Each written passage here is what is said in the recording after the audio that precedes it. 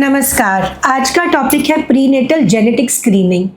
क्या आपको पता है 3% ऑफ बेबीज जो हमारे पैदा होते हैं उनमें क्रोमोसोमल या जेनेटिक डिफेक्ट होता है। 5% स्टिल बर्थ क्रोमोसोमल प्रॉब्लम्स की वजह से होते हैं और नेचर ने अपने आप को इतना प्रोटेक्टिव बनाया है कि पहले 3 महीने के मिसकैरेजेस भी जेनेटिक प्रॉब्लम्स की वजह से होते हैं। ये जेनेटिक प्रॉब्लम्स 4 तरह की होती हैं। पहली, क्रोमोसोमल प्रॉब्लम जो नंबर या स्ट्रक्चर में है, तो डीएनए मटेरियल इधर से उछल के दूसरे क्रोमोसोम पे चला गया तो दूसरा क्रोमोसोम या तो एक्स्ट्रा हो जाएगा या डिलीट हो जाएगा। 2, single gene error. 3, multiple gene errors. And last, किसी टेराटोजन का एक्सपोजर होना, यानी कि कोई ऐसे सब्सटेंस का एक्सपोजर होना जिससे वो जीन म्यूटेशन में चला जाए। प्रीनेटल जेनेटिकल टेस्टिंग हम बोलते हैं कि आइडेंटिफिकेशन ऑफ दोज कपल्स जिनमें इनहेरिटेड क्रोमोसोमल चाइल्ड के पैदा होने के चांसेस ज़्यादा हैं। मैटरनल रिस्क फैक्टर्स हैं एज का 35 से ज़्यादा होना। 2, मेरे प्रीवियस रिपीटेड मिसकैरेजेस का होना। नेक्स्ट इज जब आपका पहला बेबी कोई क्रोमोसोमल प्रॉब्लम की वजह से अर्ली ट्राइमेस्टर में अबॉर्ट हो गया हो। किसी भी सिंगल पेरेंट का एक कैरियर जीन को कैरी करना।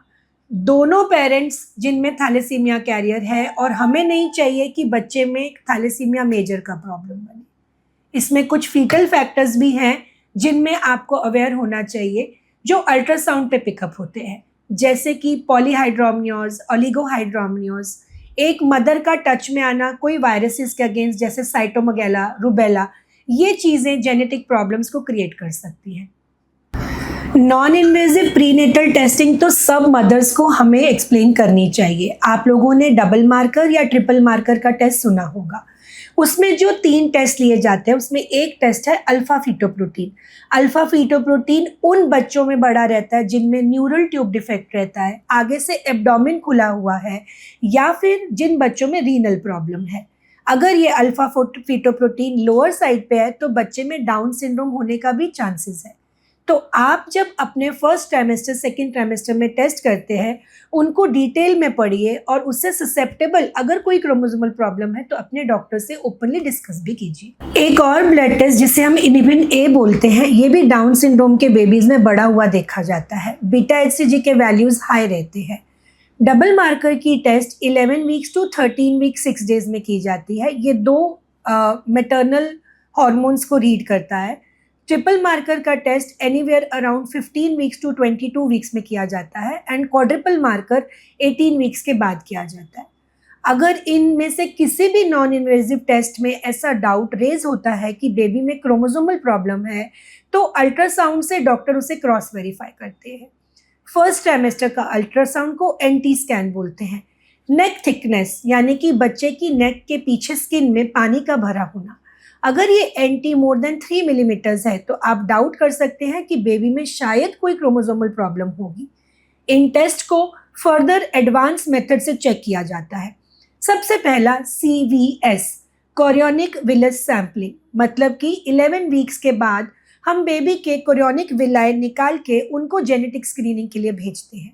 दूसरा टेस्ट एम्नियोसेंटेसिस, जो बहुत लोगों ने किया भी होगा और जानते भी होंगे। एम्नियोसेंटेसिस में डॉक्टर उस पार्ट को अल्ट्रासाउंड से एग्जामिन करके एक नीडल से उस एरिया को नम करके अंदर जाते हैं और बेबी का बॉडी फ्लूइड कुछ जेनेटिक मार्कर्स को रीड करने के लिए भेज दिया जाता है। कॉर्डोसेंटेसिस, यानी कि अम्बिलिकल कॉर्ड से इन सेल्स को लेना। फ्री फीटल डीएनए, माँ के पेट में फ्री फीटल डीएनए जो सर्कुलेट कर रहा है उसको एग्जामिनेशन के लिए भेजा जा सकता है।